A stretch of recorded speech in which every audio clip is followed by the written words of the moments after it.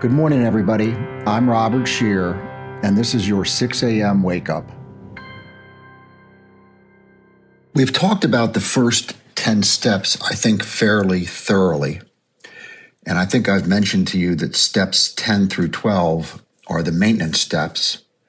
And in my opinion, steps 11 and 12 are really the doorway to a fulfilling and deeper life than the one you possibly have been experiencing to date. Step 11, which we'll talk about, is going to ask us to pray and meditate. I know, many of you are cringing because I've heard from some of you that the meditation podcasts are not your thing, which I get. Some of you enjoy them, but pray? No way. I've never prayed. I haven't prayed since I was made to pray as a child. And I don't even know if I believe in God. That's okay. We'll certainly get to that. For today, though, I just want you to pause and think about pausing. How much time do you actually pause? How much opportunity do you give yourself to contemplate, bluntly, your life? I know people, many people, maybe most people in my circle, and I'm guilty of this too, their whole life is logistics. You see them and you ask how they're doing, and they'll tell you their schedule. They'll say, well, last weekend we were on a bicycle trip to such and such, and next weekend we've got our daughter's friend's engagement party, and then we're doing this, and then we're seeing so-and-so.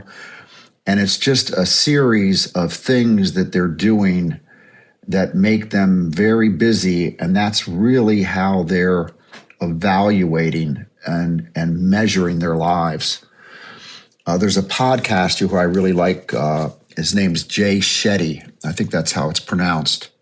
And Jay Shetty talks about hustle culture, hustle trap. And I really think he's nailed it.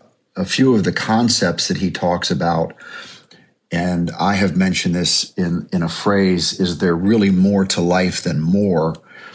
What he says is people believe that more work means more results, that they just intuitively think that if they work harder, they do better.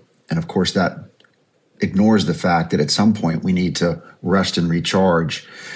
He also talks about the fact that, and you see this all the time, the busier people are, the more important they feel they are, or the more validated they are.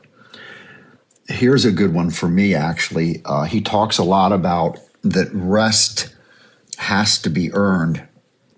I think I got that from my grandmother. But this idea that you don't really get an opportunity to rest and relax until you've earned it, until you've made sacrifices, and that life is about first sacrificing and then you get the rewards, and one of those rewards is rest. And then I guess the last item he talks about in Hustle Trap is if you're not moving forward, you're falling behind. And I'm sure when I'm saying these, all of you are thinking to yourself, yeah, I do a lot of that. And I think maybe in the next podcast, we'll talk about how not to do that, how to learn to pause, how to learn to rest, how to learn to refresh.